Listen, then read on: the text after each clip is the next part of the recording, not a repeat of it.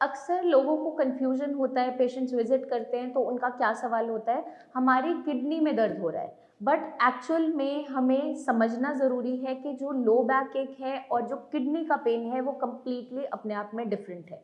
वो कैसे हम जान सकते हैं? अब जो आपका किडनी का पेन, जो मोस्टली लोग कहते हैं, किडनी का पेन एक्चुअली में कुछ नहीं होता।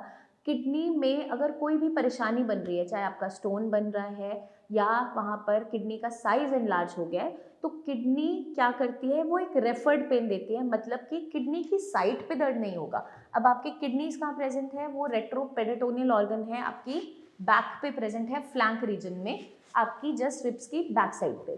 तो उस कंडीशन में क्या देखने को मिलता है कि अगर हमारा कोई स्टोन फॉर्मेशन हो गया है या किडनी में कोई भी इन्फेक्शन बन रहा है या फिर आपकी किडनी का साइज बढ़ गया है, किसी भी वहाँ पर सिस्ट की ग्रोथ की वजह से कोई ट्यूमर बन गया है, तो उन सारी कंडीशन में किडनी का जो पेन है वो देखने को मिलता है। बट किडनी का पेन किडनी की साइड पे नहीं होता, वो रेडिएटिंग होता है, रेफर्ड पेन होता है। मतलब कि आपके पीछे से आगे की तरफ आने वाला दर्द, आपकी इनर थाइस के अंदर जाने वाला दर्द, आपके जस्ट ब्लैडर के रीजन पे होने वाला दर्द, मतलब पेट के जस्ट निचले हिस्से में।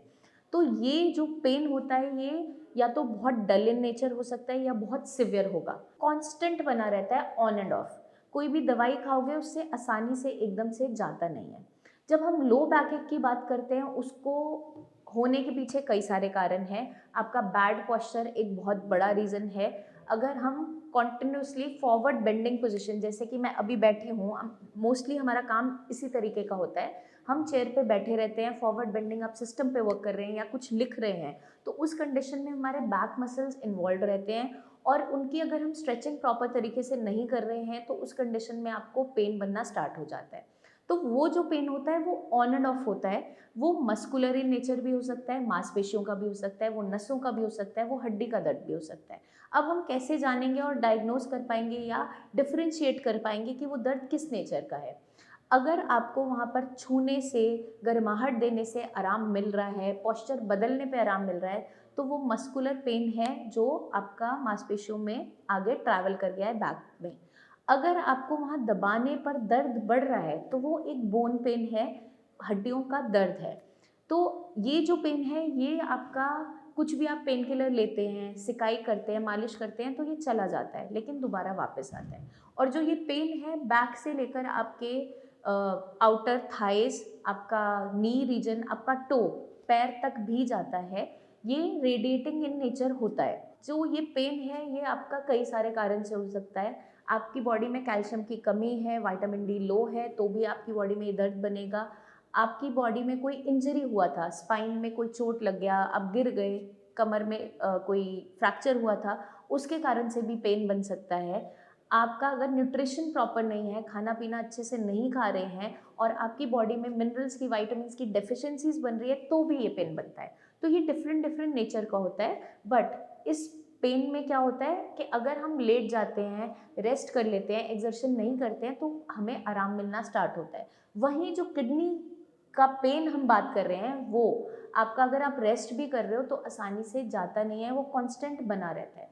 तो ये बेसिक डिफरेंस है आपका बैक पेन और किडनी पेन के अंदर, जो कि असली में किडनी की साइड पे एग्जैक्टली नहीं होता, वो रेडिएटिंग होता है। तो किडनी पेन टर्म कुछ नहीं होता, किडनी से रेडिएट होने वाला दर्द होता है जो आपकी कई सारी बीमारियों में देखने को मिलता है। तो मैं उम्मीद करती हूँ ये वीडियो आपको क्लियर करेगी कि लो बैक पेन में, किडनी पेन में डिफरेंस क्या है, कैसे आप डिफरेंशिएट कर सकते हैं। अगर हमारी स्पाइन में कोई भी दर्द है किसी स्पॉन्डिलोसिस की वजह से या फिर पोस्चर सही ना होने की वजह से, तो हम कैसे डायग्नोस कर सकते हैं? हम एक आपका एमआरआई करवा सकते हैं, स्पाइन का एक्सरे करवा सकते हैं, जिसमें कम्प्लीटली आपको पता चल जाता है कि आपकी स्पाइन की इन्वॉल्वमेंट है जिसकी वजह से दर्द हो रहा है या क्या दिक्कत है। और अगर हमारा किडनी रिलेटेड कोई पेन है तो उसके लिए एक हम अल्ट्रासाउंड अपना होल एब्डोमेन का या किडनी यूरेटर ब्लैडर का करवा सकते हैं। साथ के साथ हम एक सीटी स्कैन करवा सकते हैं ताकि हमारे स्ट्रक्चर की क्लैरिटी मिले कि किडनी में कोई स्टोन, कोई ऑब्स्ट्रक्शन या फिर वहाँ पर कोई इन्फेक्शन तो नहीं बन रहा है या कोई श्रिंकेज तो नहीं आ रही है, टिश्यू की हार्डनिंग तो नहीं हो रही है। तो ये इन टेस्ट से डायग्नोस हो जाता है।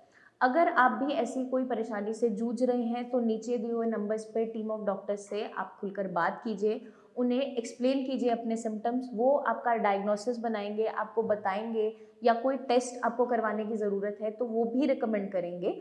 बस उसके लिए आपको नीचे दिए हुए नंबर्स पर कॉल करके उनसे बात करना है, उनसे शेयर करना है अपनी परेशानी को। आपकी ऑलरेडी आपने कोई रिपोर्ट्स करवा रखी हैं तो उसे भी आप शेयर कर सकते हैं। आप पर्सनली आकर मिलना चाहें तो अपॉइंटमेंट लेकर क्लिनिक विजिट भी कर सकते हैं।